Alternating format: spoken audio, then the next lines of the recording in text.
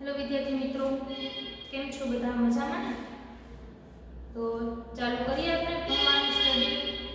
માનું છું કે સાથે સાથે આપણે લીખામાંથી પણ તમે લોકો વાંચતા ગયા હશો કે જેથી સાથે સાથે છે ડિવિઝન ને બધું છે થાતું છે એટલામાં બરોબર। હવે સાયન્સ ચેપ્ટર 14 જેનું નામ છે પાણી। આગળ આપણે 9 થી 13 ચેપ્ટર છે કમ્પ્લીટ કર્યા। આજે આપણે જોઈએ ચેપ્ટર 14 नाम छे पानी એટલે કે વોટર। ચેપ્ટર નું નામ જોઈને જ આપણને એમ થાય કે ચેપ્ટર છે સાવ ઈઝી કારણ કે બીજા કોઈ આપણે આગળના જે ચેપ્ટર જોયા કે જેની અંદર આપણે પર્વતીય વિસ્તાર છે પ્રાણીઓ વિશે માહિતી મેળવી અલગ અલગ પ્રાણીઓ વિશે પછી આપણે વિદ્યુતને લગતી માહિતી મેળવી ચુંબકને લગતી માહિતી મેળવી એની અંદર તો આપણને થાય કે કંઈક હશે એમ કંઈક નવીન જાણવા જેવું હશે। હવે પાણી એટલે આપણને થાય પાણીમાં તો શું હોય છે पानी विषे पण आखो जे पाठ छे आपेलो छे। पानी आपने सांभळवामां एम थाय के पानी चेप्टर ની અંદર કાઈ નહીં પણ હા ચેપ્ટર છે એ સાવ ઈઝી છે। આપણે બીજા બધા ચેપ્ટર હોય એના કરતા સાવ ઈઝી ચેપ્ટર છે। બીજા જે ચેપ્ટર છે એની અંદર આપણને ક્વેશ્ચન પૂછાય તો આપણે લખી ના શકીએ વ્યવસ્થિત જો વાંચેલું ના હોય તો। આની અંદર થોડું ઘણું જો આપણે વાંચેલું ન હોય તો આપણી રીતે છે લખી શકીએ પણ ક્યારે જ્યારે વ્યવસ્થિત સમજેલા હોય તો। एक बार समझी लीधुं होय व्यवस्थित तो आपणे आपणी रीते लखी सकीए अने साव ईजी पार्ट छे। तो चेप्टर 14 चालू करीए के मानी लो के कोई कारणथी तमारा परिवारने एक अठवाडिया सुधी प्रतिदिन एक डोल पाणी मळे छे। कल्पना करो के त्यारे शुं थशे के कोई कारणथी तमारा परिवारने एक अठवाडिया सुधी एक ज डोल पाणी मळे तो शुं थाय। આપણું જ ઘર છે ઘરમાં 4 થી 5 જણા રહેતા હોય બરોબર। હવે રોજ એક જ ડોલ પાણી આપવામાં આવે તો હવે એક ડોલ પાણીને કમ સે કમ 10 મિનિટ જ પાણી આપવામાં આવે તો પૂરું થશે રોજે રોજનું પાણી પૂરું થશે તો કે પૂરું થશે નહીં। એવી કલ્પના કરવી જ મુશ્કેલ છે આપણા માટે। તો આગળ રિયલ કાયું થશે તો પ્રોબ્લેમ છે પડવાનો જ રહેવાનો। શું તમે જમવાનું કપડા બનાવવાના જમવાનું બનાવવાનું કપડા ધોવાના વાસણ ધોવાના સ્નાન કરવાનું બધા કાર્ય કરી શકશો? ડેઈલી અઠવાડિયામાં એક ડોલ પાણી આવે તો તમે આ બધા કામ છે એમાંથી કરી શકશો? જો લાંબા સમય સુધી આપણને પાણી પ્રાપ્ત ન થાય તો શું થાય કે હાલો રોજ એક અઠવાડિયું પાણી આવે હવે એનાથી નહીં સાવ ખરાબ પરિસ્થિતિ આવી ગઈ કે લાંબા સમય સુધી પાણી ન આવે અઠવાડિયામાં એક જ વાર પાણી આવે તો આપણે તો ઘરે 2 દિવસે 3 દિવસે જો એકવાર પાણી આવે ને તો એ આપણને પ્રોબ્લેમ થાય છે બરોબર। બીજે દિવસે તરત પાણી છે ખૂટતું થઈ જાય।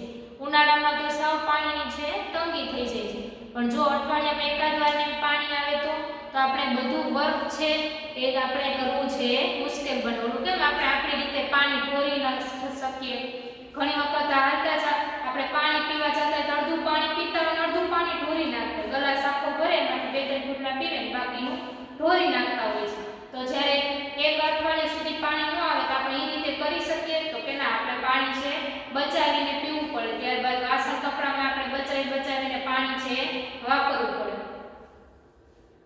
કે પીવા સિવાય એવી અનેક પ્રવૃત્તિ છે જેના માટે આપણે પાણીનો ઉપયોગ કરી શકીએ કે પાણી ખાલી પીવામાં જ નથી વપરાતું વાસણમાં કપડામાં નાહવામાં પછી આપણે કોઈ પણ વસ્તુ છે ધોવી હોય આપણે રસોઈ બનાવવી હોય તો એ આપણે ધોવું પડે ને સાફ તો બધી જગ્યાએ પાણી છે વપરાય છે। આકૃતિ 14.1 તમારી ટેક્સ્ટબુકમાં છે આખી ફૂલ ફિગર છે દેખાશે। શું તમને અનુમાન છે કે આપણે એક દિવસમાં કેટલું પાણી વાપરીએ છીએ કે તમને એવો ખ્યાલ છે કે તમે એક દિવસમાં કેટલું પાણી વાપરો છો? રોજે રોજ નળ આવતા હોય બરોબર આપણે એરિયા હોય રોજે રોજ નળ આવતા હોય તો તમને ખ્યાલ છે કે તમે એક દિવસની અંદર કેટલું પાણી છે વાપરો છો? આપણને આકૃતિ 14.1 માં પાણીનો ઉપયોગ છે આપેલા છે કે પાણીનો ઉપયોગ છે નાહવા માટે થાય છે કપડાં ધોવા માટે થાય છે ત્યારબાદ ઘરે લઈ જવા તો પીવા માટે થાય છે ઘણી બધી જગ્યાએ છે પાણીનો ઉપયોગ છે થાય છે પરંતુ આપણે કેટલું પાણી વાપરીએ છીએ એ આપણને ક્યારે છે જોયું હોતું નથી। આપણે બસ પાણી આવે છે ને તો પાણીનો ઉપયોગ છે કરવાનો પછી કઈ રીતે કરીએ છીએ એ ખ્યાલ આપણને હોતો નથી। તો આજે થોડું એની ઉપર પણ નજર ફેરવી દઈએ કે આપણે કેટલું પાણી વાપરીએ છીએ। પ્રવૃત્તિ 1 પ્રત્યેક દિવસની તમામ ક્રિયાવિધિ યાદી બનાવો કે જેમાં તમે પાણીનો ઉપયોગ કરો છો, કે દિવસમાં સવારના તમે ઉઠો ત્યાં સુધીથી લઈને રાતના સૂવો ત્યાં સુધી એક દિવસની છે એવી પ્રવૃત્તિ બનાવો કે જેમાં તમે કઈ જગ્યાએ અને કેટલું પાણી છે એ વાપરો છો. કોષ્ટક 14.1 માં કેટલીક ક્રિયાની યાદી આપવામાં આવી છે. આવા પ્રકારનું કોષ્ટક તમે તમારી બુકમાં બનાવવા. 14.1 ની અંદર આપણને આ બધી યાદી છે આપેલી છે, તમારે છે કોષ્ટક છે બનાવવાનું.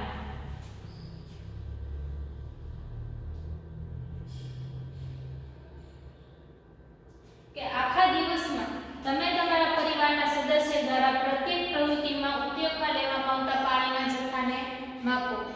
તમે માપવા માટે જગ, ગ્લાસ અથવા ડોલ અન્ય વાસણનો પણ ઉપયોગ કરી શકો છો. એક દિવસની અંદર આપણે કેટલું પાણી વાપર્યું, બરોબર, તેને માપવું પડે ને. આપણે મેથ્સમાં કેમ આપણે એક જગ્યાએથી બીજી જગ્યાએ આપણે બસથી અહીંથી જામનગર જવું હોય તો કેટલું અંતર કાપ્યું, તો આપણે કિલોમીટર ખબર હોય તો કહીએ કે આપણે આટલું અંતર કાપ્યું છે. તો આમાં આપણને જો માપવાનું ખબર હોય તો આપણને ખબર પડે માપ્યું હોય શેનાથી, કે જગથી માપ્યું હોય તો 10 જગ વાપરા, 20 જગમાં વાપરા, કોઈ વાસણ ડોલથી વાપર્યું હોય તો 5-6 ડોલ વાપરી, એવી આપણને ખ્યાલ આવી જાય જો માપવાનું સાધન વ્યવસ્થિત હોય તો. પ્રવૃત્તિ છે કે પીવા માટે તમે કેટલું વાપરો છો, બ્રશ કરવા માટે કેટલું વાપરો છો. જો આપણે ડોલ લેતા હોય તો ડોલની મદદથી લખવાનું, જગ લેતા હોય તો જગથી આપણે ડોલ વાપરીએ. આખા દિવસમાં આપણે 2 ડોલ પાણી પી જઈએ છીએ ગ્લાસ કરીને. બ્રશ કરવા હોય તો કે અડધી ડોલ જોઈ, સ્નાન કરવા માટે તો કે 1 ડોલ, વાસણ ધોવા હોય તો કે 1.5 ડોલ, કપડાં ધોવા માટે તો કે 3 થી 4 ડોલ, પછી શૌચાલયમાં તો કે 2 થી 3 ડોલ, ભોંયતળિયું સાફ કરવામાં એટલે કે પોતા કરવામાં તો કે 1.5 ડોલ, એવી રીતે અન્ય કોઈ કામમાં. તો આ રીતે ઘણા બધા વર્ક છે કે જેમાં આપણે પાણીની જરૂર પડે છે, કે પાણી વગર છે કોઈ પણ કામ છે એ થઈ શકતું નથી. તો આવી રીતે અલગ અલગ આપણે ક્યાંક 1.5, ક્યાંક 2.5, ક્યાંક 3 ડોલ લઈને આપણે પરિવારમાં એક દિવસની અંદર છે કેટલી ડોલ પાણી છે વાપર્યું, તો કે આપણે એક દિવસની અંદર છે એ 20 ડોલ જેટલું પાણી છે આપણે વાપરી નાખીએ છીએ. 20 તો ન હોય, એથી વધી જતું હોય, પણ આપણે સરેરાશ રેશિયો આપણે લઈએ તો 20 ડોલ જેટલું પાણી છે વાપરતા. એ 20 ડોલ પાણી કોણ વાપરતું હોય? આ છે આપણે ખુદ એક વાપરતા હોય, બરોબર. પછી એવા તો આપણી ઘરની અંદર કેટલાય હોય છે, બરોબર, 4-5 જણા હોય તો બધા જે આટલું પાણી આટલા પાણીનો યુઝ કરે તો કે ઘણું બધું પાણી છે વપરાઈ જાય છે. હવે તેમને પ્રતિદિન દરરોજ તમારા પરિવારમાં કેટલું પાણી વપરાય તેનો થોડો ખ્યાલ આવ્યો છે. આપણે એકને જો 20 ડોલ પાણી જોતું હોય, બરોબર, તો આપણા ઘરમાં કેટલા 5 જણા હોય તો 20 × 5 બધાને 20 ડોલ પાણી જોતું હોય, બરોબર. તો કેટલું થઈ ગયું? 20 × 5 તો 100 ડોલ પાણી છે જોતું કેવું, તેનો થોડો ખ્યાલ હવે આવી ગયો કે એક દિવસમાં અંગત સ્વચ્છતા માટે કેટલું પાણી વાપરો છો તેનો અંદાજ છે લગાવી શકો. આ જાણકારીનો ઉપયોગ કરીને ગણતરી કરો કે તમારા પરિવારને એક વર્ષમાં કેટલી પાણીની જરૂર પડે.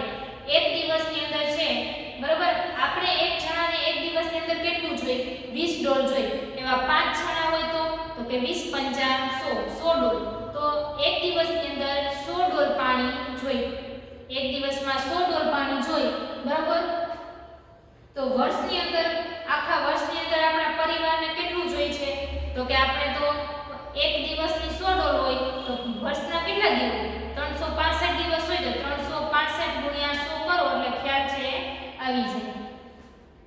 કે હવે પાણીના જથ્થાને પરિવારના સભ્ય સાથે વિભાજિત કરો. આ તમારા પરિવારના એક સભ્યની એક વર્ષ માટે પાણીની જરૂરિયાતનો જથ્થો. તે 100 ડોલ આપણે એક દિવસની કહીએ, એવી રીતે વર્ષ આખું કાઉન્ટ કરીએ ને તો ઘણું બધું લોટ્સ ઓફ પાણી છે વપરાય જાય છે. આપણે આટલો તો ખ્યાલ બધી વિચાર તો કર્યો ન હોય કે આપણે છે કેટલું પાણી છે વાપરતા હોય છે. તમારા ગામ અથવા શહેરમાં કેટલા લોકો વસવાટ કરે છે, બરોબર. હવે તમે જાણ્યું હશે કે પ્રતિ વર્ષ તમારા ગામ અથવા શહેરને કેટલા પાણીની આવશ્યકતા છે. આપણે આપણા પરિવારની 100 ડોલ છે. આપણા પરિવારને પહેલા આપણું કાઉન્ટ કર્યું, એક પર્સનલ, પછી આપણા પરિવારનું કાઉન્ટ કર્યું, પછી એવી રીતે આપણે આખી જે શેરી હોય તો આખી શેરીમાં આટલા ઘર છે તો એને ગુણ્યા એટલા કરી નાખો. જો આપણે છે 100 ડોલ પાણી જોતું હોય તો બાજુવાળાએ પાણી વાપરે ને, એ તો કાંઈ એમ ન કે ચાલો પાણી નથી વાપરવું, તો બધાય આખી શેરી છે પાણી વાપરતા હોય. તેવી જ રીતે આ રાજકોટ હોય, આખા રાજકોટની અંદર કેટલી વસ્તી હોય, બધાને પાણીની જરૂરિયાત છે હોય છે, બરોબર. તો પ્રતિવર્ષ આખા ગામની અંદર કેટલી પાણીની આવશ્યકતા હોય છે એ આખો જે સરવાળો અથવા તો ટોટલ કરી એટલે આપણને ખ્યાલ છે આવી જાય. હવે બીજું આશ્ચર્યમાં છે કે શું આપણા દેશના વિવિધ વિસ્તારમાં રહેવાવાળા લોકોને સમાન જથ્થામાં પાણી વપરાય છે કે શું એવા પણ વિસ્તાર છે કે જ્યાં લોકોને જરૂરી જથ્થામાં પાણી મળતું નથી, તો તે તેનું કામ કેવી રીતે કરે છે. આપણો જે એરિયા છે એની અંદર રોજે રોજ છે પાણી આવે છે. હવે શું આપણા એરિયામાં પાણી આવે છે? રાજકોટમાં તો દરેક એરિયામાં પાણી આવતું હશે. આપણે રોજ પાણી આવે છે તો આપણે કોઠારીયા સાઈડના એરિયામાં જાય તો શું ત્યાં રોજે રોજ પાણી આવે છે? તો કે ત્યાં કઈ એકાત્રા પાણી આવે. ઘણા એરિયા એવા છે કે જ્યાં 2 દિવસે પાણી આવતું હોય, ઘણા 3 દિવસે પાણી આવતું હોય. તો આપણે તો રોજે રોજ પાણી આવે છે તો ગમે એમ વેડફી નાખીએ છીએ. તો જેને 2 દિવસે પાણી આવતું હોય એ પણ આપણી જેવો જ ઉપયોગ કરતા હોય, તો કે ના, એ લોકો છે પાણી બચાવીને છે વાપરતા હોય છે. તમે એવા ઘણા બધા કાર્યની યાદી બનાવી છે જેમાં તમે પાણીનો ઉપયોગ કરો છો. શું તમે વિચાર્યું છે કે આપણી પાણીની આવશ્યકતા આ પ્રકારની પ્રવૃત્તિ સુધી જ મર્યાદિત છે કે આપણે જે પાણી વાપરીએ છીએ એ આપણે ખાલી સ્નાન કરવા માટે ને જમવા માટે ને કંઈ કપડાં ધોવામાં, વાસણમાં ત્યાં સુધી જ મર્યાદિત છે? તો કે ના, ઘણી બધી બાબતની અંદર પાણી છે ઉપયોગ થાય છે. આપણે ઘઉં, ચોખા, કઠોળ, શાકભાજી જેવી અનેક ખાવાની વસ્તુનો ઉપયોગ છે પ્રતિદિન દરરોજ કરીએ છીએ. આપણે જણાવીએ છીએ કે કેટલાક રેસા જેનો ઉપયોગ આપણે કપડાં બનાવવા માટે કરીએ છીએ તે વનસ્પતિમાંથી પ્રાપ્ત થાય છે.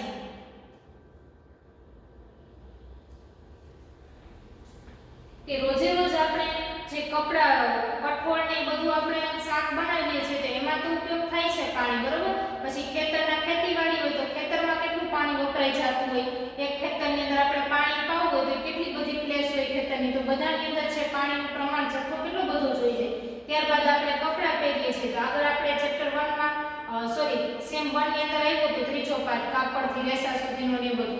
તો રેસા બનાવવા માટે પણ, કાપડ બનાવવા માટે રેસાની જરૂર પડે તો એમાં પણ આપણે પાણીનો ઉપયોગ છે જોઈએ છે. તે વનસ્પતિમાંથી જ પ્રાપ્ત થાય છે તો એ વનસ્પતિના ઉછેર માટે પાણીની જરૂરિયાત જોઈએ. શું તમે પાણીના અન્ય બીજા ઉપયોગ વિચારી શકો?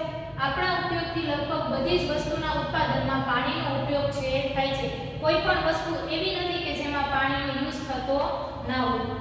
એટલે પાણીનો ઉપયોગ દૈનિક કાર્ય ઉપરાંત પણ ઘણી બધી વસ્તુઓ માટે થાય છે. પહેલી તમને જણાવવામાં આવે છે કે કોઈ પુસ્તકના એક પાનાને બનાવવા માટે 2 ગ્લાસ પાણી છે વપરાય છે. આપણો જે પુસ્તક હોય એમાં એક કાગળ બનાવવું હોય તો કાગળ બનાવવા માટે પણ 2 ગ્લાસ પાણી છે વહી જાય છે. આપણે એક કાગળ બનાવ, આપણે સાયન્સની એક ટેક્સ્ટ બુક હોય એમાં આપણે એક કાગળ બનાવવું હોય તો 2 ગ્લાસ પાણી જોઈએ. તો આપણે તો એટલી કેટલી 150-200 જેવા પાનાની બુક હોય ને, 150 પાનાની ધારો કે આપણે બુક ગણી લઈએ તો 150 પાનાને આપણે બુક ગણવું હોય તો 3000 જેટલું પાણી છે જતું રહે છે. એવી તો આપણે ખાલી મેથ્સની ટેક્સ્ટ, સાયન્સની ટેક્સ્ટ બુક હોય, મેથ્સની હોય, ગુજરાતી હોય, ઇંગ્લિશ હોય, હિન્દી હોય, ઘણી બધી ટેક્સ્ટ બુક થાય ને તો કેટલા કાગળિયા છે બનતા હોય છે. તો આ બધું જે પાણી આવે છે આપણે કેટલું વાપરીએ છીએ તો આપણને એ પણ વિચાર આવવો જોઈએ કે પાણી આ બધું રોજે રોજ આપણી ઘરે આવે છે તો એ પાણીનું વાપરીએ છીએ તો પાણી બધું આવે છે ક્યાંથી? તો 14.2 કે આપણે પાણી ક્યાંથી પ્રાપ્ત કરીએ છીએ. તમારા ઉપયોગ માટે પાણી તમે ક્યાંથી પ્રાપ્ત કરો છો? કે પાણી રોજે રોજ આવે છે પણ એ પાણી છે આપણને ક્યાંથી મળે છે? તો કે નદી, સરોવર, તળાવ, કૂવા, હેન્ડપંપ એટલે કે ડંકી વગેરેમાંથી પાણી છે મળે છે. આપણે આ ઘરે પાણી ક્યાંથી આવે છે?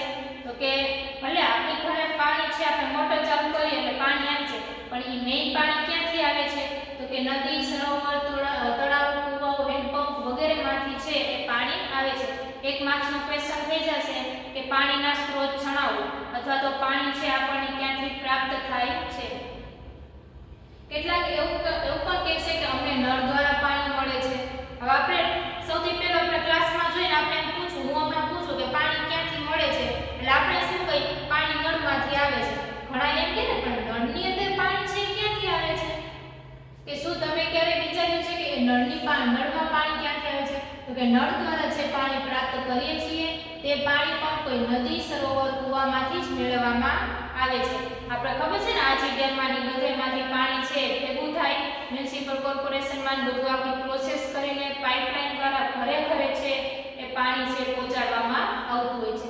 આકૃતિ 14.2 જૂની જેની વહે છે પાઇપના નેટવર્ક વડે કરવામાં આવે છે. આ રીતે જો પાઇપનું નેટવર્કમાંથી છે કરવામાં આવે. નદી અથવા તો સરોવર હોય છે એ નદી સરોવરમાંથી પાણીનું શુદ્ધિકરણ થાય. એક પાઇપ ગોઠવી દીધું હોય એમાંથી પાણીનું શુદ્ધિકરણ થાય, પછી પાણીનો પાઇપ છે શુદ્ધિકરણ પ્લાન્ટમાંથી બધાની ઘર તરફ છે પ્રોસેસ થાય છે. આપણે તમને ટેક્સ્ટ બુકની અંદર છે ચિત્ર વ્યવસ્થિત દેખાશે.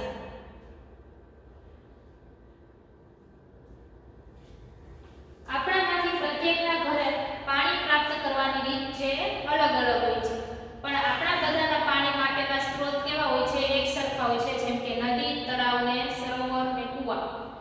પાણીના સ્ત્રોતો ક્યાં? તો કે નદી, સરોવર, તળાવ, કુવા, હેન્ડપંપ એ બધું શું પાણીના સ્ત્રોત છે. આપણા બધાની ઘરે પાણી ક્યાં કઈ રીતે આવે?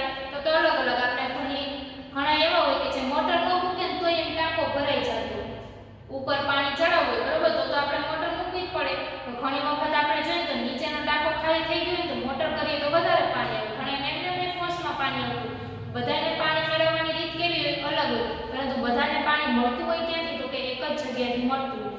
આપણે આ જે ડેમનું પાણી આવતું હોય બરોબર, તો આપણે બાજુવાળાના ઘરે બીજી નદીમાંથી પાણી ન આવતું, એને અહીંયાથી જ પાણી છે આવતું હોય. એટલે બધાના પાણીના સ્ત્રોત કેવા હોય? એક જ સરખા હોય છે. આપણી ચર્ચામાં આપણે કેટલાક પાણીના સ્ત્રોતનો ઉલ્લેખ કરેલો છે. આ તળાવ, નદી, સરોવર, કુવા ભરવા માટેનું પાણી ક્યાંથી આવે છે? આપણા ઘરે પાણી નળમાંથી આવે છે બરોબર. નળમાં પાણી ક્યાંથી આવે? નદી, સરોવર, તળાવ, કુવા એમાંથી આવે. તો આ નદી, સરોવર, તળાવ, કુવાની અંદર પાણી પાછું ક્યાંથી આવે? હવે એ જોવાનું છે. બુઝો ઈચ્છે છે કે તમે તમારા જીવનમાં કોઈ એવા દિવસની કલ્પના કરો કે જ્યારે તમે તમારા ઘરે નળ દ્વારા પાણી મળવાનું નથી. હવે બુઝો કલ્પના કરવાનું છે, તમારે કરવાની છે કલ્પના કે તમને નળ દ્વારા પાણી મળતું નથી. આથી તમારે તમારા ઘરથી ઘણા દૂર પાણી લાવવા જવું પડે છે. ત્યારે શું તમે પાણીના એટલા જથ્થાનો ઉપયોગ કરશો જેટલો અન્ય દિવસમાં કરતા હતા? આ એક વિચારવા જેવી બાબત છે. અત્યારે તો આપણે ઘરે મોટર ચાલુ કરી દે એટલે નળમાં પાણી છે આવી જાય. હવે પહેલાના જમાનામાં ખબર હોય, તમારા મમ્મીને જ પૂછજો એને ખ્યાલ રહેશે. પાણી ભરવા છે નદીએ જવું પડતું, અથવા તો કોઈ એક જગ્યાએ પાણી રાખ્યું હોય પછી એ હવારના પોરમાં લાઈન કરી દીધી હોય. જ્યારે 8 વાગ્યા પાણી લાઈન હોય, 8 વાગ્યા નળનો ટાઈમ હોય ને એટલે 6 વાગ્યામાં બેડા અને ઘોડાની લાઈન છે આપણે કરી નાખતા હોય. પછી જ્યારે જેનો વારો આવે એ રીતે બેડા અને ઘોડાને બધું ભરાય જાય. છેલ્લા હોય તો ઘણી વખત એવો વારો આવે કે નળ વહી જાય. છેલ્લે જેનું બેડું તો થોડું મૂક્યું હોય મોડું તો એવો ટાઈમ આવે કે નળ અહીંયાથી વહી જાય. અત્યારે તો આપણે તરત ઘરે છે પાણી આવી જાય. હવે અત્યારે જમાનામાં જો તમારી ઘરે નળમાંથી પાણી ન આવતું હોય અને બીજે ક્યાંક દૂર ભરવા જવું પડતું હોય તોય તમે એટલું જ પાણી વાપરશો. તો આપણે થોડું ઓછું પાણી વાપરવાનું ચાલુ કરી દઈએ ને કે ના આપણે ભરવા જવું પડે. આજે એક થોડું ઓછું પાણી વાપર્યું હોય તો એ પાણી વધે તો કાલે ચાલે બરોબર. તો એક ડોલ છે ઓછી ભરવા જાવ તો પાણીનો હંમેશા છે એવી રીતે સદુપયોગ કરીને જ પાણી છે વાપરવું જોઈએ. પછી આપણા ઘરે આવતું હોય તો ભલે અને બીજેથી ભરવા જવું પડતું હોય તો પણ ભલે. એના પછી આપણે જોઈએ જો 14.3 ની અંદર પૃથ્વીનો સરસ મોટો ભાગ આપણને આપેલો છે, પૃથ્વીનો ગોળો બરોબર, કે પૃથ્વીનો મોટો ભાગ મહાસાગર દ્વારા આખો ઘેરાયેલો છે. કે પૃથ્વીનો વધારે પડતો ભાગ છે મહાસાગર સમુદ્ર દ્વારા ઘેરાયેલો છે. હવે તમે જાણો છો કે પૃથ્વીનો 2/3 ભાગ પાણીથી ભરાયેલો છે. પૃથ્વીનો જે 2/3 ભાગ છે એ પાણીથી ભરાયેલો છે. આ પાણીનો મુખ્ય ભાગ શું છે? તો કે સમુદ્ર અને મહાસાગર. પાણીનો મેઇન ભાગ કયો થાય? તો કે સમુદ્ર અને મહાસાગર. તળાવ, સરોવર, નદી એ બધું તો થાય, પણ એ બધાની અંદર પાણી ક્યાંથી આવે? સાગર અથવા તો મહાસાગર સમુદ્રમાંથી છે આવે છે. આકૃતિ 14.3 જે તમને દેખાડે છે. સમુદ્ર તથા મહાસાગરમાં પાણીમાં ઘણા બધા ક્ષાર છે ઓગળેલા હોય છે, જેથી પાણી ખારું હોય છે.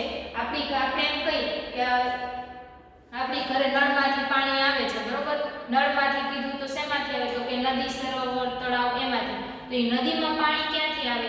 તો કે સમુદ્રમાંથી આપણને ખ્યાલ ને કે બધી નદી ભેગી થઈને કોઈ એક સમુદ્રમાં મળતી હોય છે છેલ્લે, તો એ સમુદ્રમાંથી જ બધી નદીની અંદર છે પાણી છે આવતું હોય છે. પણ એ સમુદ્રનું પાણી તો આપણે ઘણી વખત કોઈ દરિયા કિનારે ગયા હોય તો ચાખ્યું હોય તો પાણી કેવું હોય છે? ખારું હોય છે. તો આપણી ઘરે પાણી આવે છે એ તો કેવું હોય? મીઠું હોય છે. તો એ પાણી મીઠું કેમ થઈ જતું હોય? તો કે શુદ્ધિકરણ પ્લાન્ટની અંદર જાય, ત્યાંની બધી પ્રોસેસ આખી થાય અને મીઠું પાણી થઈને આપણા ઘરે છે આવે છે. કે તે પીવામાં યોગ્ય હોતું નથી. છે ખારું પાણી હોય છે સમુદ્રનું, એ પીવામાં અયોગ્ય હોય છે તથા ઘરની અન્યમાં અથવા ખેતીમાં ઉદ્યોગની પ્રવૃત્તિ કરવા માટે ઉચિત નથી. જેમ આપણે પીવામાં પણ ખારું પાણી ન ભાવતું એ રીતે કપડાં ધોવામાં પણ એવું હોય, બરોબર? કે ખારા પાણીથી કપડાં ન થતા, આપણે મોરું પાણીને વાવતું હોય તો કપડાં ધોવામાં એ જ રીતે હોય. ઘણી વખત તમે મમ્મીને પૂછો મોરું પાણીને હોય છે તો આબુ દેવામાં ફેર પડી જાય, ઘણી વખત તરત સાબુ લાગી જાય, ઘણી વખત કડક ને એવું પાણી હોય તો સાબુ ન પણ લાગે, તો આપણે વધારે મહેનત કરવી પડે. તો ખેતીમાં પણ ખારું પાણી છે વપરાતું નથી. કદાચ તમે એસટી કોલ્બિજ દ્વારા 1798માં લખવામાં આવેલ કવિતા રાઇમ ઓફ ધ એન્શન્ટ મરીનરની આ પંક્તિ છે સાંભળીએ છીએ.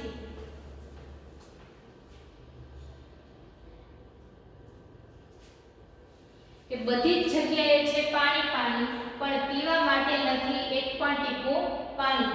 અહીં કવિએ મહાસાગરમાં ખોવાયેલા કોઈ જહાજના નાવિકની કરુણ ગાથાનો ઉલ્લેખ કરેલો છે. કે બધી જગ્યાએ પાણી પાણી છે પણ પીવા લાયક એકય પાણી નથી. હવે આપણે સમુદ્રની વચ્ચે આપણે વહી જઈએ, બરોબર? અહીંયા શું આપણને કહે છે કે મહાસાગરમાં ખોવાયેલા કોઈ જહાજના નાવિકની કરુણ ગાથાનો ઉલ્લેખ કરેલો છે. તો કઈ રીતે આખી પંક્તિ કે છે? હવે આપણે સમુદ્રમાં કોઈ એક જગ્યાએ ગયા હોય, હવે અંદર બોટમાં વચ્ચે ગયા હોય, બરોબર? હવે તરસ લાગે, આપણી પાસે કાંઈ પાણી લઈને ન ગયા હોય, તરસ લાગે એટલે આપણે શું જોઈએ? આજુબાજુ બધે પાણી છે પણ પીવા લાયક ક્યાંય પાણી હોતું નથી, એટલે આપણે પી નથી શકતા. તરસ લાગી છે, આપણી ફરતે પાણી છે પરંતુ આપણે પાણી પી શકતા નથી. એ પંક્તિ છે સમજાવે છે. છતાં પણ આપણે જે પાણી વાપરીએ છીએ તે પૂરું પાડવામાં મહાસાગર એક મહત્વનો ભાગ ભજવે છે. શું તમને આશ્ચર્ય લાગે છે? આપણે જે પાણી ઉપયોગમાં લઈએ છીએ તે ખારું તો નથી હોતું. હમણાં મેં વાત કરી ને આગળ કે આપણને મહાસાગર સમુદ્રમાંથી પાણી મળે છે, બરોબર? પણ એ ખારું નથી હોતું. તો પીવાનું પાણી કેમ ખારું નથી હોતું? કારણ કે અંદર જે પ્લાન્ટ જે આખી જે પ્રોસેસ હોય પાઇપની, એ બધી આખી કમ્પ્લીટ થઈને પછી આપણા ઘરે પાણી છે પહોંચતું હોય એટલા માટે. આપણામાંથી ઘણા બધા લોકો મહાસાગરથી ઘણા દૂરના અંતરે રહે છે. શું આવા સ્થળે પણ પાણીની પૂર્તતા મહાસાગર દ્વારા સંભવ છે? કે ઘણા એવા હોય છે કે જે મહાસાગરથી ઘણા દૂર રહે છે, બરોબર? તો ત્યાં પણ પાણીની જે પૂર્તતા એટલે કે જે પાણી પૂરેપૂરો વપરાશ છે મહાસાગર દ્વારા જ સંભવ છે કે એની ઘરે પણ પૂરું પાણી છે મહાસાગર પહોંચાડે છે. મહાસાગરનું પાણી આ તળાવ, સરોવર, નદી, કુવાઓ સુધી કેવી રીતે પહોંચે છે જે આપણને પાણી પૂરું પાડે છે? એવું શા માટે છે કે આ સ્ત્રોતનું પાણી ખારું હોતું નથી? કે મહાસાગરનું પાણી છે એ નદી, સરોવર, તળાવ દ્વારા તળાવમાં છે જાય છે, બરોબર? તો એ પાણી શું કામ ખારું હોતું નથી?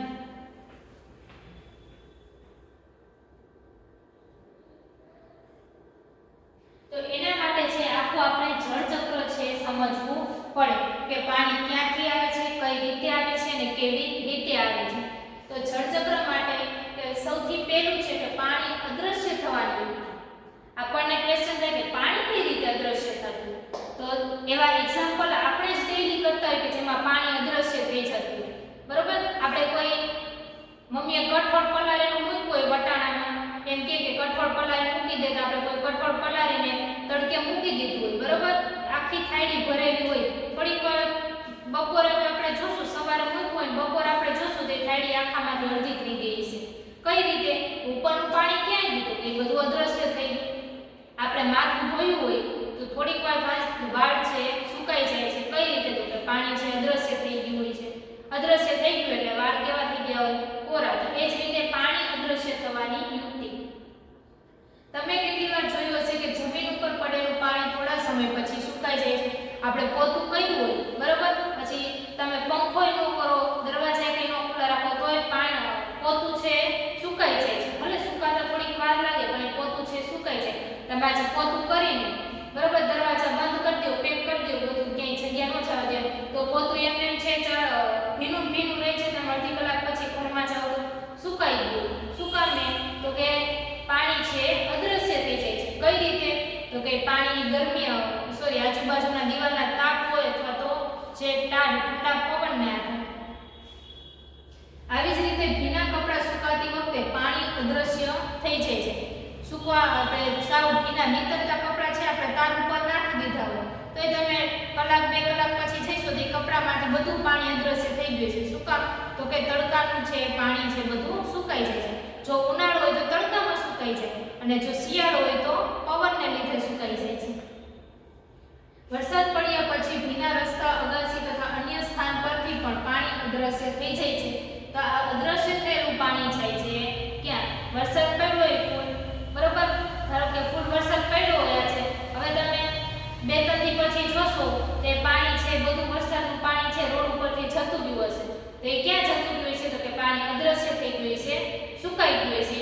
વરાળ મારફતે તડકામાં છે ઉપર એક દિવસ તડકો પડે ને, એક દિવસ આખો દી વરસાદ આવ્યો હોય બરોબર, 3 થી 4 દી વરસાદ આવ્યો એમાં એક દિવસ જો તડકો પડ્યો હોય ને એટલે બધું છે પાછું કોરું છે થઈ ગયું કે પાણી બધું છે સુકાઈ ગયું.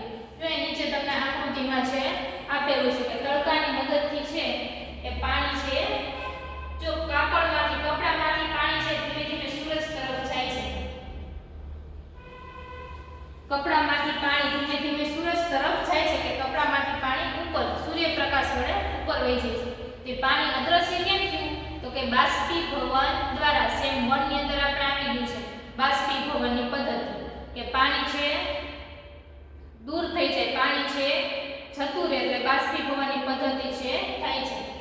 શું તમે પ્રકરણ 5 ની પ્રવૃત્તિ 6 યાદ છે કે જેમાં આપણે એ પાણીને ગરમ કરેલું જેમાં મીઠું હતું એ પાણી વરાળ બની ગયું હતું અને મીઠું છે રહી ગયું. ચેપ્ટર 5 ની અંદર સેમ 1 કે પાણીમાંથી મીઠું મેળવવાની પદ્ધતિ હતી કે પાણી છે એની અંદર મીઠું નાખી દીધું બરોબર. હવે આપણે મીઠું છે પાછું મેળવવું છે તો આપણે શું કર્યું? પાણીને ગરમ કર્યું એટલે પાણી બધું ઉડી ગયું. પાણી ઉડી ગયું એટલે સફેદ ક્ષાર જેવો ભાગ મળ્યો જે આપણને મીઠાનો ભાગ છે. તે પાણીની વરાળ બનવાની ક્રિયા એટલે શું થયું? તો કે બાષ્પીભવન. આ પ્રવૃત્તિ પરથી આપણને એ જાણ થાય છે કે ગરમ કરવાથી પાણી વરાળમાં રૂપાંતર થાય છે. તો આ તડકાને લીધે છે આપણા માથાના વાળમાંથી પાણી જે જાય છે, કપડામાંથી થાય છે, ત્યારબાદ આપણે કોઈ વસ્તુ પલાળવા મૂકી હોય તો એમાંથી પાણી ઓછું થાય છે. શેના દ્વારા? તો કે બાષ્પીભવનની પદ્ધતિ દ્વારા. પાણીની વરાળ પોતાની સાથે પાણીમાં રહેલા ક્ષારનું વહન કરતી નથી કે પાણીની વરાળ છે એ પાણીની વરાળ ઉપર જાય છે પણ તેના સાથે જે ક્ષાર હોય છે ને એને ઉપર નથી લઈ જતું. આપણે મીઠાવાળું પાણી ગરમ કરીએ છીએ તો પાણીનું બાષ્પીભવન થશે પણ એની અંદર જે ક્ષાર હશે એ ક્ષારનું બાષ્પીભવન નથી થતું એટલે ક્ષાર છે એ આપણને પાછા મળે છે. જો હમણાં ક્ષારનું બાષ્પીભવન થઈ જતું હોય તો આપણને મીઠું પાછું પ્રાપ્ત થશે તો કે નહીં થાય. આ પ્રકારે બનેલી વરાળની હવાનો એક ભાગ છે બની જાય છે જેને પાછી જોઈ શકાતી નથી. આપણે એ પણ જોયું હતું કે પાણીને વાયુ સ્વરૂપમાં ફેરવવા માટે ગરમ કરવું આવશ્યક છે કે પાણીને વરાળ સ્વરૂપમાં ફેરવવું હોય તો એને ગરમ છે કરવું પડે છે. તથા આપણે એ પણ જોયું કે ખેતર, રસ્તા, અગાસીઓ તથા જમીન પરથી પાણી છે એ બાષ્પીભવનમાં પરિવર્તિત થતું રહેતું હોય છે. આપણે ખેતરમાં વરસાદ પડે ત્યારે ખેતરની અંદર અથવા તો અગાસીમાં ને પાણીમાં ઘણું બધું અથવા તો આપણે અગાસી ધોઈ હોય ખેતરમાં પાણી પાયું હોય તો થોડીક વાર પછી પાણી બધું જતું રહ્યું હોય છે, સુકાઈ ગયું હોય તો ક્યાં હોય તો કે બધું પાણીનું ઉપર બાષ્પીભવન થઈ ગયું હોય છે. પ્રકરણ 5 માં ચર્ચા કરી કે મીઠું મેળવવા માટે છીછરા ખાડામાં ભરેલા દરિયાના પાણીનું બાષ્પીભવન થવા દેવામાં આવે છે. આપણે ચેપ્ટર 5 માં સેમ 1 માં આકૃતિ એક બતાવેલી હતી કે દરિયામાંથી મીઠું મેળવવાની પદ્ધતિ. દરિયામાંથી મીઠું મેળવવાની પદ્ધતિ તો એ પદ્ધતિ દ્વારા આપણે મીઠું છે અલગ કરી નાખ્યું, પાણી છે બધું જતું રહ્યું, પાણી એમાં બાષ્પીભવન દ્વારા ઉડી ગયું. કે બાષ્પીભવન માટે જરૂરી ઉષ્મા પાણીને ક્યાંથી પ્રાપ્ત થાય છે? તો હવે એ સમજવાનું. એના માટે પ્રવૃત્તિ 2 કે એક સરખી થાળી લો, એક થાળીને સૂર્યપ્રકાશના તાપમાં અને બીજી થાળીને છાંયડામાં રાખો. આપણે શું સમજવાનું છે છે તો એ બાષ્પીભવન માટે એને ઉષ્મા, ઉષ્મા એટલે કે ગરમી, ગરમી એને ક્યાંથી મળે છે? ત્યાં તો આપણે કઈ દરિયા કિનારે તો કઈ ગેસ ચાલુ કરવા જતા નથી કે એને તાપમાન મળે, બરોબર? તો ક્યાંથી મળે? સૂર્યપ્રકાશમાંથી મળે. તો પાણી કઈ રીતે ઉડે છે? તો એના માટે બે થાળી લેવાની એક સરખી, એક થાળીને સૂર્યપ્રકાશના તાપમાં રાખવાની, બીજી થાળીને છાયામાં રાખવાની કે જ્યાં સૂર્યપ્રકાશ છે આવતો ન હોય. હવે બંને થાળીમાં સરખી માત્રામાં પાણી ભરવાનું. આકૃતિ 14.5 તમારે ટેક્સ્ટ બુકની અંદર બતાવે છે આકૃતિ જોવાનું. પાણીને માપવા માટે કોઈ બોટલના ઢાંકણનો ઉપયોગ કરી શકો છો. ધ્યાન રાખો કે પાણી છલકાય નહીં. એક થાળી લેવાની, એની અંદર આપણે બોટલના ઢાંકણા કરતા એક એક ગ્લાસ બે થાળીની પાણીમાં છે નાખી દેવાનું. એક એક ગ્લાસ પાણી નાખવાનું. પછી 15 મિનિટ પછી બંને થાળીનું અવલોકન કરવાનું. શું પાણી ઓછું થતું જણાય છે અથવા તો કઈ થાળીનું પાણી છે ઝડપથી ઓછું થાય છે?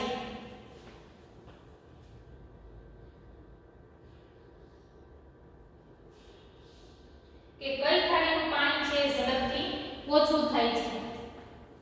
પાણીની બાષ્પ બનવા માટે અહીં ઊર્જાનો સ્ત્રોત છે ક્યાંથી આવે છે? બંનેનું શું કર્યું તો કે એક થાળી લીધી, બંનેમાં આપણે એક એક ગ્લાસ પાણી નાખ્યું. એક થાળીને તડકામાં મૂકી, એક થાળીને છાયામાં મૂક્યું. હવે 15 મિનિટ પછી અવલોકન કરવાનું કે કયા પાણીમાં છે, બંને પાણીમાં છે સરખી માત્રામાં પાણી છે કે જતું રહ્યું છે, કોનામાં વધારે પાણી છે, કોનામાં ઓછું પાણી છે. તો આપણે જે સૂર્યપ્રકાશવાળી થાળી હશે એ સૂર્યપ્રકાશવાળી થાળીમાં પાણી છે ઓછું થઈ ગયું હશે. જ્યારે છાયામાં રાખી છે એમાં પાણી ઓછું થયું હશે, પણ ઓના પ્રમાણમાં કેવું તો કે થોડું ઓછું, કારણ કે ઓમાં ડાયરેક્ટ છે સૂર્યપ્રકાશની ગરમી લાગે છે એટલા માટે એનું બાષ્પીભવન છે થઈ ગયું. તો જે છાયામાં રાખ્યું છે એ પાણીમાં પાણી કેમ ઓછું થયું હશે?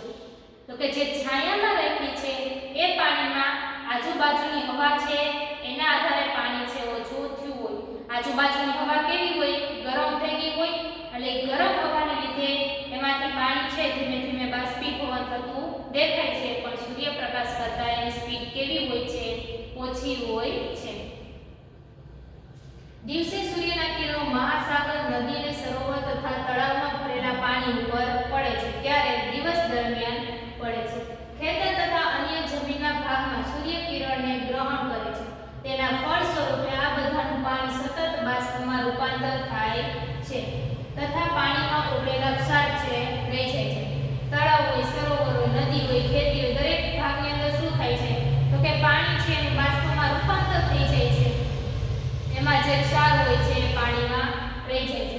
જો આકૃતિ આપણને આપ્યું છે 14.5 કે સૂર્યપ્રકાશમાં રાખી છે. અહીંયા એક થાળી છે સૂર્યપ્રકાશમાં છે અને એક વાસણ છે છાયામાં રાખેલું છે. હવે આનું બાષ્પીભવન છે ડાયરેક્ટ સૂર્યપ્રકાશના લીધે સ્પીડમાં થશે, જ્યારે આનું બાષ્પીભવન થશે પણ ઓછું થશે. શું કામ તો કે એને ડાયરેક્ટ સૂર્યપ્રકાશ મળતો નથી, પણ આજુબાજુની હવા કેવી હોય છે? ગરમ હોય છે, જેના લીધે આનું પણ બાષ્પીભવન છે થતું જોવા મળશે.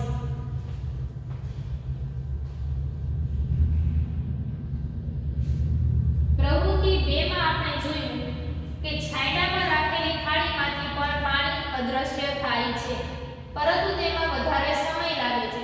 શું સૂર્યપ્રકાશની ઊર્જા ત્યાં પણ પહોંચે છે?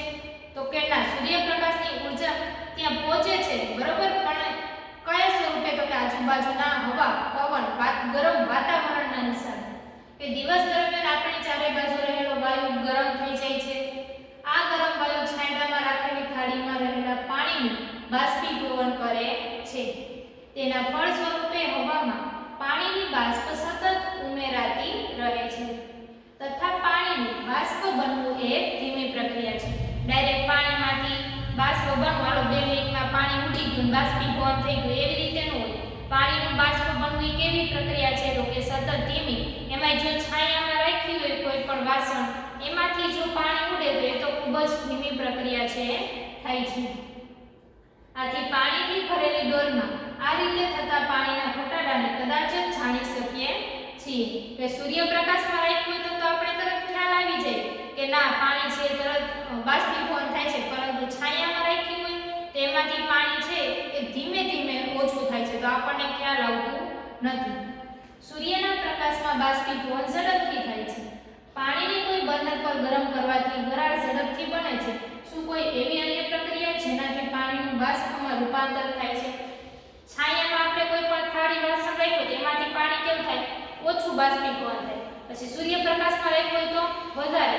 એની જગ્યાએ તમે ગેસ ઉપર પાણી મૂકો તો એથી વધારે સ્પીડમાં છે થાય છે. તો હવે એવી કોઈ પ્રક્રિયા કે જેનાથી પાણીનું બાષ્પ